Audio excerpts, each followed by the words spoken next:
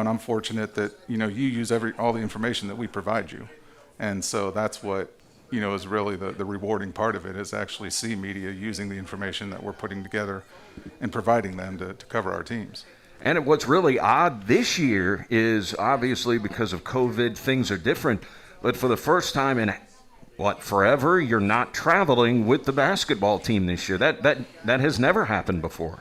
Yeah, and it's just I'm in tier 3 in the tiered process. So I explain that to people that don't understand. There's tier 1, tier 2, tier 3, who they are and what their roles are. Yeah, so tier 1 and tier 2 are basically everybody that has direct contact with the team, the coaches, the players, and like the athletic trainers, the team doctors. They're all in that tier 1, tier 2 level. So they all have to be tested is the big thing with those tiers. In tier 3, which is myself and you when you're covering our home games, and even when you go on the road, we do not have to be tested. So, and it's like for me, I have not had COVID. So if I were in our team bubble and I was going on the road and let's say that I get sick and I test positive for COVID, I shut the program down. Sure. So I don't want to be in a position where our head coach has to be able to explain to the players, oh, your assistant AD for strategic communications has COVID and that's why we can't play right now. So it's just best to, it's a different way to do it because I really enjoy that in-person contact when I'm on the road with our teams and everything. And now I'm sitting at my kitchen table and I've got the video feed up and I've got radio, I'm listening to it, and I've got the live stats, that we put out at our home games, and I'm tracking everything and just doing things like I'm there. But for those who don't know, anybody that clicks on the live stats, when you're doing a home game, it's you. You're sitting there with an assistant, and you are talking during the entire game and statting the game as it goes along. I mean, that's a lot of work, and you've got to maintain your concentration. And somebody may be asking you, "Hey, Hans, what about this?" Well, give me a second here. I'm trying to stat the game. Yeah, and eventually, and now that we have, so the NCAA, voted that you could have a device on a bench now because we're not printing out physical, paper copies of stats because of COVID and everything, with touch points and things like that. We just voted as a league not to do it. So luckily the NCAA said that, we could provide a device, whether that's an iPad or, some schools are doing laptops or something like that, but we have mini iPads that we provide, one for the visiting team and one for our own team. And that's their way of tracking the real-time stats, during the game. So instead of getting a printed box score at a media timeout, they have that iPad on the bench. And it's always one of the assistant coaches takes care of the stats. They'll get a stat sheet. Now with COVID, they're in charge of the iPad and are able to relay the stats to the head coach, right? Yep, and they're able to take them, back to the locker room with them, and have them in the locker room when they talk to their teams and reference statistics, and then at the end of the game, they can have them too. And I've, sometimes like with Coach Korn, he just has his iPad in his hand when he's talking to you doing his post-game radio interview, so he has his stats. And with Coach Patterson, we put a laptop up right there on the table and just make sure we've got a box score loaded up for her, and that's their way of getting the stats. And then we send everything to them, electronically after the game with the final stats packet, so that if they want to print them out at the office and use them for whatever purposes they need, that's what we do.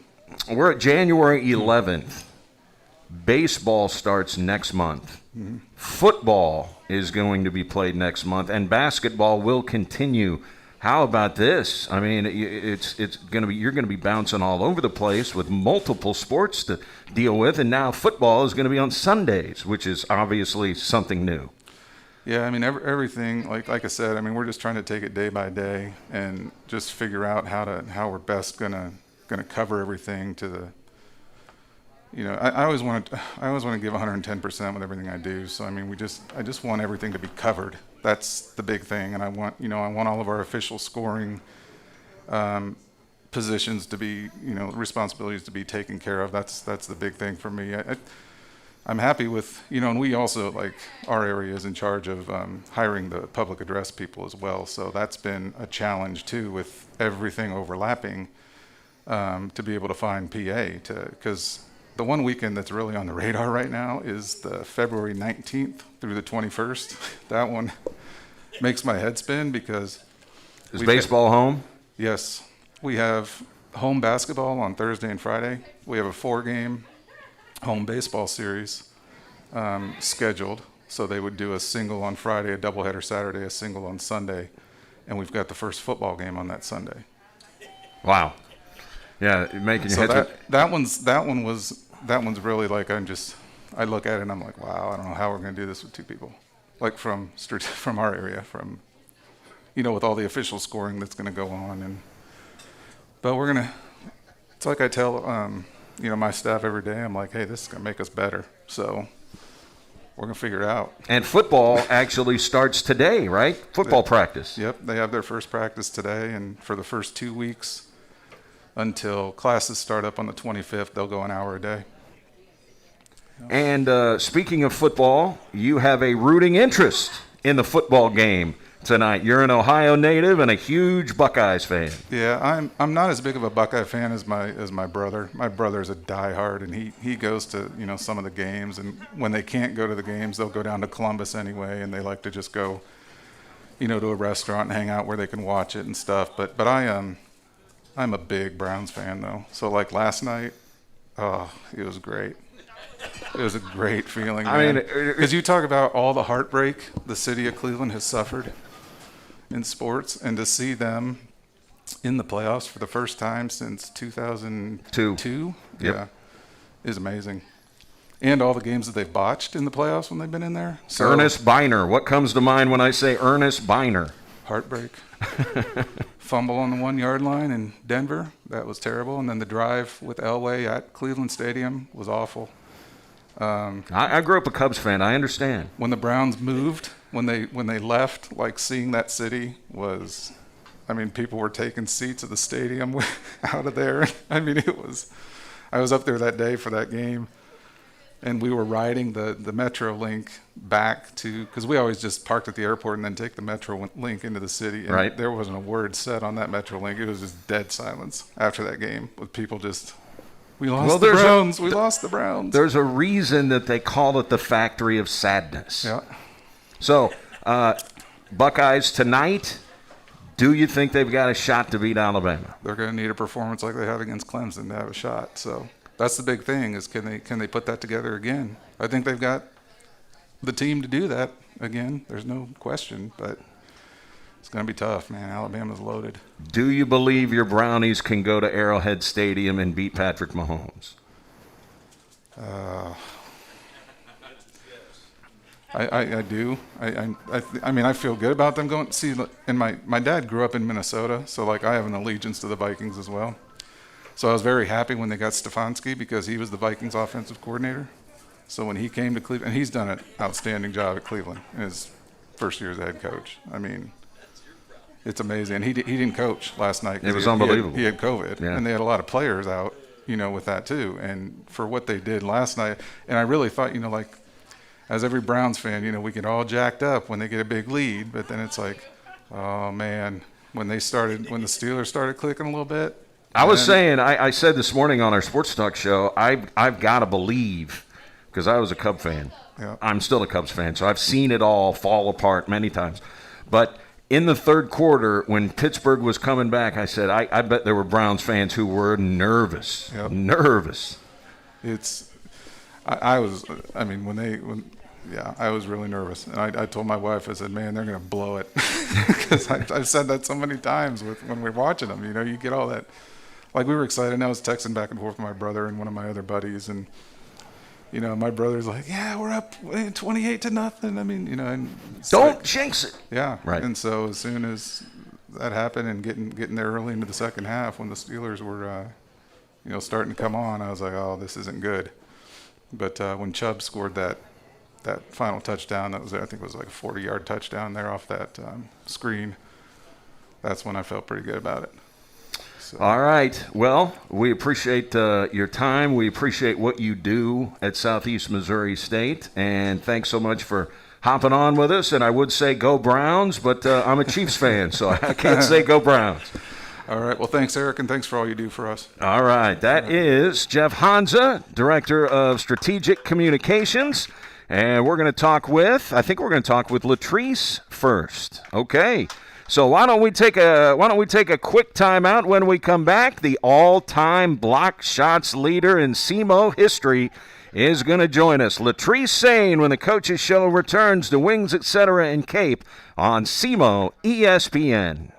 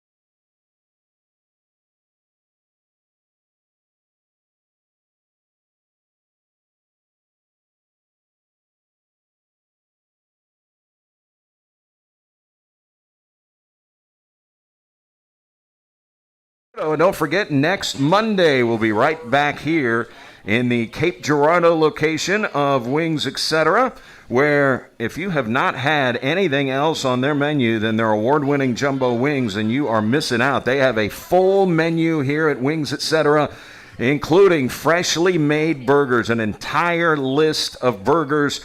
Take your pick. They've got wraps, subs, quesadillas, entree salads, smoked ribs, and much more. And check out that appetizer lineup. It includes their ultimate nachos and their deep fried pickle chips. If you haven't tried the new pickle chips, might want to give it a go. And don't forget the big football game tonight, Ohio State and Alabama, and you can watch it right here in high definition at Wings, Etc. We're talking Red Hawks women's basketball. Coach Rika Patterson going to join us here in just a few minutes, but fifth-year senior Latrice Sane is joining us right now. Does it seem like you have been here for 5 years? No, not at all. And you got a redshirt year because you tore. Now, did you tear your ACL? Was it the ACL? Because I know you suffered the knee injury at Morehead State, right? Mm-hmm. Was it Morehead? Yeah, Morehead. It was a stress fracture my freshman year. I had to sit out. And then I came back a couple years later and tore my ACL. That was it, stress fracture. We went through a stretch there where we had several stress fractures, right? Mm-hmm. What is it? I mean, does it have something to do with the shoes? I mean, you ever wonder, what in the world all that was about? Well, I have flat feet, so I wasn't really wearing the right soles. Yeah, orthotic soles for my shoes. So, right. Yeah, it just said that I was prone to have those problems. Yeah. But you've got that all taken care of now. Yeah. Okay, and then the knee injury was an ACL? It was. Okay. Well, and the thing was, when you injured your knee at Moorhead, you were playing probably the best basketball that you had played since you'd been at SEMO. Would you agree with that? Yeah, so I've been told. Coach Rika is enjoying this. Now, as far as, did you think that you were going to be this good when you first came here? Because I know you put in a heck of a lot of work. I did. Honestly, I didn't think that I would be this good. Like, I just watching all my other teammates, like other post players, like they were good, and I didn't think that I would have the ability to play the way I am playing now. Well, I tell you, one thing that I have been really impressed with was when you first started, I mean, you stepped on the floor with 3 fouls. Okay? Right? Yeah. I mean, pregame warm-ups, you had 3 personal fouls. And you are rarely in foul trouble anymore. What changed? I think over the summer I just kind of worked on my footwork, worked on my timing. Yeah, I had to learn how to play without fouling. There was a focus that Coach P wanted me to, like, there was something Coach P wanted me to focus on to be able to defend without fouling. Well, and you've done a fantastic job, and obviously you've become the most prolific shot blocker in the history of the program. And it's not just because you're tall and long. Yeah. You know, in order to be a good, there are players that are tall. That doesn't necessarily mean that they're good shot blockers, but you are a good shot blocker. What makes a good shot blocker? It helps to be tall. I would say timing and just being able to defend, not to necessarily get the block, but just to defend well. I feel like defending well leads to a block shot for the most part. Do you like, if I gave you the choice, knocking down a jumper or sending somebody's shot into the second row? Definitely sending somebody's shot to the second row. Yeah. And can you tell that you intimidate other players? I mean, you are a true rim protector, and I can see players that go into the lane that get a little skittish. Can you tell when a player is a little skittish about coming at you? Sometimes they still sometimes they still come at me hard, trying to draw the foul because they know that I am going to block the shot. But sometimes you can see in their eyes when they're driving that they looking to pass or not necessarily focused on the basket. What's the key in trying not to go for the head fake? Because there are a lot of shot blockers that are very antsy and they want to get the block, and the head fake sends them through the roof. Oh, I used to be that person to just go fly and jump at everything.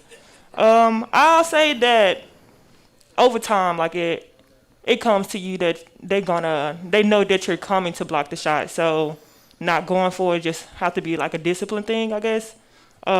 Staying down and knowing that they're going to try to go up once you're coming back down type thing. So patience, I guess. And, from what I've seen during your time here, there are times when you don't even have to jump and still block somebody's shot. I mean, you know that if you just get long, you got a chance at a shot block without leaving your feet, right? Yeah. Sometimes they just come right to me. Yeah. Well, as far as post players, now I can't remember what her name was. The diesel truck that used to play for Austin P. I forget what her name was. Is that the biggest, strongest player you've ever played against? I think it was like my freshman year. You remember her name, Coach? Banks. Yeah, that was it. Banks. Honestly, I don't think I played against her. I think she was leaving the year that I was coming back from my injury. Yeah. Wow. So who's the biggest, toughest player that you've ever played against down in the post? I think Tiara from Mississippi. When we played, yeah. Yeah. From Mississippi State? Yeah, Mississippi State, yeah. Boy, she's having a good WNBA career too, right? Yeah. All right.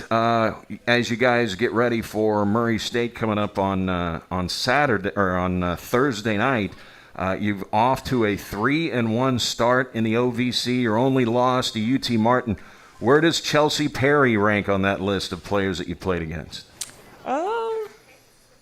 I don't know. I mean, she's talented, athletic, but physicality-wise, like I don't think that it was the most that I've faced. All right. Well, tell us a little bit about what it was like to make that run that you guys made in Evansville last year, beating Tennessee Tech and then just edging Tennessee Tech and then steamrolling Belmont and UT Martin. What was that like? It was very exciting. To be out there, to be a part of that, it was different because in previous years we haven't experienced that, like playing together, being one, just being out there having fun. Yeah, it was really exciting. Do you get to stay in contact with any of your teammates off of that squad that have since graduated? Oh, I talk to them all the time, especially Carrie Shepard. She was one of my favorites.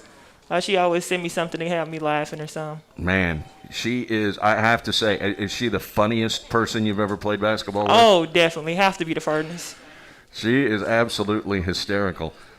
So how much have you worked on your free throws? You are a good free throw shooter now, not an average free throw shooter. You are a good free throw shooter now. So in the beginning, like I knew I would get fouled a lot. We have to shoot so many free throws a week before a game. But before then, I would have to go in the gym. I was challenged by one of my coaches to make 100 free throws a day, and I accepted that challenge and shows progress. Boy, you did you ever think you were going to be this good of a free throw shooter? No. I mean, you used to throw up line drives with wow. free throws, and not now. Oh, wow. It's not that you have this huge arc, but yeah. You used to throw up line drives, and that's just not the case. I mean, anybody who has paid attention knows how hard you have worked on your free throws. Yeah. I mean, I just worked on my shot in general, so that kind of helps. And what is this stepping out and taking 3-point shots now? Is that part of your game? Oh, I'm trying to make it part of my game. So hopefully I get to knock down a few more this year. Yeah, I mean, because I've got to believe that they give you that shot. I mean, there are plenty of times where the offense has you at the top of the circle. Yeah. And they're not coming out to defend you out there. I mean, you've got some looks from out there, right? They don't necessarily think that I'm going to shoot it now because that's something that I haven't shown these past years that I've been here. So with them not looking for me to shoot that shot, it opens it up more for me. So I'll be definitely looking to shoot it more. Could you ever beat Carrie Shepard in a game of horse? I don't know about that one. I mean, I'll come close. But if we out there, we playing around the rim, maybe so. But out there at the 3-point line, I don't think I really have much of a chance. Have you ever dunked a volleyball? Have you ever dunked anything? Oh, yeah, I've dunked a tennis ball, volleyball, close with a basketball, but can't get it quite over the rim. That's what I was going to say. I mean, how close are you to being able to dunk one? I get it to the rim, just not over. Right. Yeah. All right, so as you guys get ready to try to defend your OVC tournament championship, you go on the road. Unfortunately, we weren't able to get the game with Belmont in, so we'll still wait on that one. But you guys had a nice performance against Tennessee State. You ended up with a double-double. How much are you focusing on rebounding? Because you are one of the best rebounding teams in the Ohio Valley Conference. Your rebounding numbers have been very impressive this year as a team. We're focusing on pushing it on offense, so that starts with finishing out the defensive possession. So in order to finish out the defensive possession, we have to have the rebound. So that's one of the things that we just focus on the most in practice, kind of. Has Coach asked you for a little bit more scoring this year now that you lost some talented scorers off of last year's team, namely Carrie Shepard. So has she asked you to take more of an offensive role this season? Yeah, somebody has to pick up the points, I guess. She's laughing at everything that you're saying. And Coach, for those who can't hear Coach Rika, she's laughing at everything. All right, so as you get ready for Murray State, so you've been here for 5 years. What would you say is your biggest rival in basketball? Is it Murray? Is it Martin? Who do you feel like is the biggest rival for the Red Hawks? Biggest rival? Everyone? I mean, I feel that I honestly don't feel any pressure when we comes to playing like each team. But I mean, fans wise, most people be at the Murray State games. Yeah, there's always a good rivalry with Murray. West Memphis, Arkansas. How close is that? How close is that to Memphis, Tennessee? Like 10 minutes. Okay. Like crossing the bridge. All right. What was it like growing up there? Uh, I mean, Memphis is a basketball hotbed. I mean, I wasn't really too much into basketball like I am now. Really? Yeah, I didn't really like play much. I wasn't really focused on it like back then.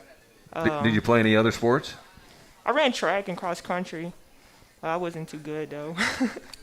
So when did you decide, hey, I got a chance to actually get a scholarship to college by playing basketball? I'll say my junior year in high school. Yeah. One of my AAU coaches like started to push me more. He kind of showed me that I could be something more than just a rebounder or a blocker, like a defender. So I started to focus more on my game. Tell us a good Coach Patterson story. Good Coach Patterson Yeah, story. she's been laughing the whole time, so Yeah. we need a Coach P story here. Ooh, I don't know. So okay, All right. So sometimes coaches aren't always the nicest, and we would sometimes like call her Rekka, Rekka. because we was out to eat one time and the lady pronounced her name wrong, so we started to call her Rekka or Coach P or Patterson, and we would try to see by the way she walked down the steps which coach we was going to get. Sometimes we'll be like, oh, it's Coach P. Sometimes we'll be like, oh, it's Rekka coming today, based off her walk. So you can tell the type of mood she's in by the way that she walks. We try to. I see. Yeah, we wasn't always accurate. Sometimes she'll come down all jolly, and sometimes we'll get right on the line to running. You never really know. What line over your entire time here, what line coming out of Coach Rika's mouth are you just hope that you never have to hear again the rest of your life? On the line. On the line? On the line. Get On ready the to line. run. All right. Well, have you had practice already today, or you guys have We practice? did. We already had practice. You already you like if you could set the time for practice, do you like practicing in the morning, midday, afternoon? What's your preference? I'll say midday. I'm not too much of a morning person. Oh, really? Yeah. Bones and stuff be, acting up in the morning times. I understand. Getting old. Been here 5 years now. So, you guys, you think you got what it takes to go over to Evansville and win this thing again? Oh, definitely. Yeah. Can't wait to do it. Best player you ever played with? Best player I ever played with. Here? Or anywhere. I'll say Tecia. Tecia, she's a very good player. Her and Carrie, they're probably the two best players I ever played with. Okay, now she's from Memphis. Mm-hmm. You're from West Memphis. Had you heard of Tecia Thompson? Had you played against her before you got here? I never played against her, but I've watched her play. Yeah, before. All right. Well, we can't wait to watch you play on Thursday. And then, Austin P is 5-0. They come in here on Saturday. So it's going to be some good basketball at the Show Me Center this weekend. Latrice, thanks so much for your time. We appreciate it. you. And we'll see you at the Show Me Center. All right, see you then. All right. Latrice Sane. We will talk with Coach P. Rika Patterson will join us when we come back. It's the Red Hawks Coaches Show at Wings Etc. on SEMO ESPN.